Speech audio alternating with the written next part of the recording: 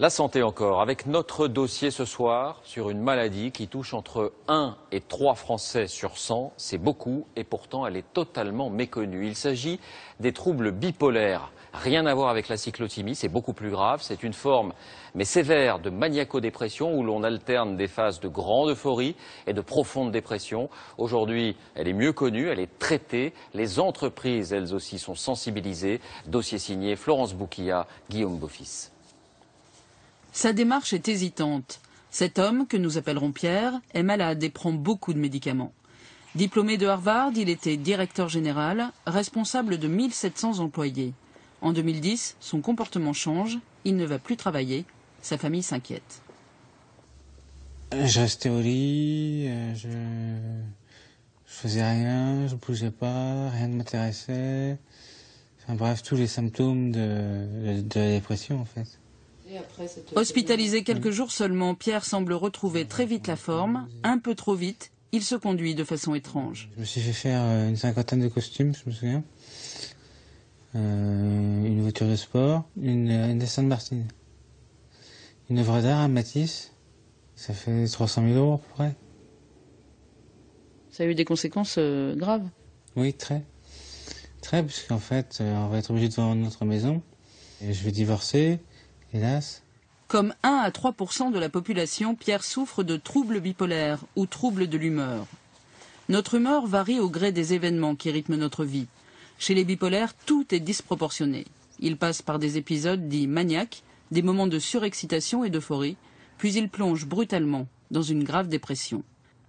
Ces troubles apparaissent en général chez les jeunes adultes de 20 à 30 ans. Pour les malades, il est difficile d'accepter le diagnostic de cette maladie chronique. Est-ce qu'on peut guérir de la maladie au sens de faire disparaître la maladie? Non. Maintenant, soigner la maladie et la contrôler dans des conditions optimales, oui. Il y a plus d'un tiers des patients qui vont mener une vie normale. C'est-à-dire que grâce à leur traitement, grâce à leur thérapie, grâce à leur prise en charge, c'est des personnes qui vont travailler, avoir une vie conjugale, des enfants, évoluer tout à fait normalement. L'entourage professionnel, parfois, ne se rend compte de rien, car les malades arrivent à dissimuler leurs troubles. C'est ce qui s'est passé pour Alain Flelou. Un de ses collaborateurs s'est suicidé récemment. J'ai travaillé avec lui et je veux dire, je n'étais pas conscient et pas capable. Je ne savais pas ce qu'il était. C'est après que je l'ai su. Après, sa maman m'a dit, tu sais, il était bipolaire. Et sur le moment, je n'ai pas cherché à comprendre, mais je me dis, ça veut dire quoi? J'ignorais tout. Alison Simons a longtemps nié sa maladie. 15 ans après avoir été diagnostiquée, elle l'accepte enfin.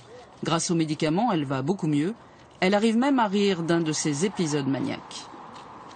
J'étais réveillée pendant 3 jours, je faisais des grandes œuvres d'art, je découpais des cartes postales, je les collais à des tableaux, je faisais du vernis, je faisais des cadrages des tableaux, je faisais des tas de choses pendant 3 jours, j'ai dépensé 10 000 $ dans 3 jours. Elle était attachée de presse. Aujourd'hui, elle sait que sa réinsertion passe par le travail.